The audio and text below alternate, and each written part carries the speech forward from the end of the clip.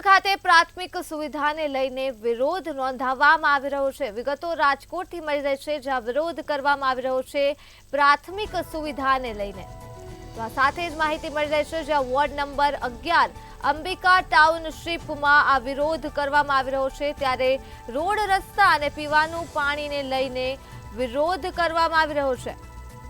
તો અંબિકા ટાઉનશીપમાં 900 જેટલા પરિવારો રહેશે, ત્યારે આ વિરોધ સામે આવ્યો છે, જ્યાં પ્રાથમિક સુવિધાઓને લઈને આ વિરોધ કરવામાં આવ્યો છે વોર્ડ નંબર 11 અંબિકા ટાઉનશીપ ખાતે।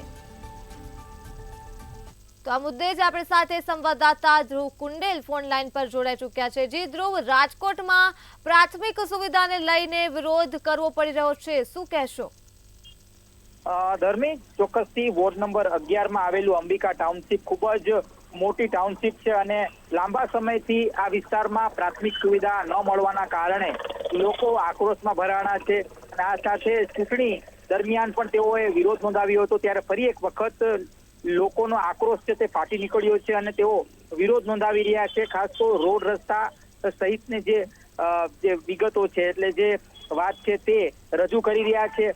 એટલે કે રોડ રસ્તાની જે સુવિધા હોવી જોઈએ તે આ વિસ્તારમાં નથી। આ વિસ્તારમાં રોડનું ધોવાણ થયું છે, આ સાથે વિસ્તારમાં પાણીની પણ લાંબા સમયથી ખૂબ જ વિકટ પરિસ્થિતિ છે। પાણી નથી આવતું આ વિસ્તારમાં અને લોકો ટાંકા મંગાવીને પોતાનું જે ગુજરાન છે ચલાવતા હોય છે। એટલે આવી જે માંગણી છે, જે પ્રાથમિક સુવિધાની માંગણી છે, તે લોકો કોર્પોરેશન તરફથી માંગી રહ્યા છે, પણ કોર્પોરેશન આ માંગણી પૂરી કરવામાં નિષ્ફળ સાબિત થયું છે। માટે લોકોએ ફરી એક વખત પોતાનો આક્રોશ છે તે વ્યક્ત કર્યો। મીડિયા વારંવાર ક્યાંક ને ક્યાંક આને લઈને અહેવાલો પ્રસ્તુત કર્યા છે, પણ છતાંય કોર્પોરેશન તરફથી કોઈ પણ પ્રકારની કાર્યવાહી ન થઈ અને તેના જ કારણે ફરી એક વખત લોકો એકત્ર થયા હતા વિસ્તારમાં અને એક વિરોધ છે તેઓએ નોંધાવ્યો હતો। જી ધ્રુવ, તમામ વિગતો બદલ આભાર।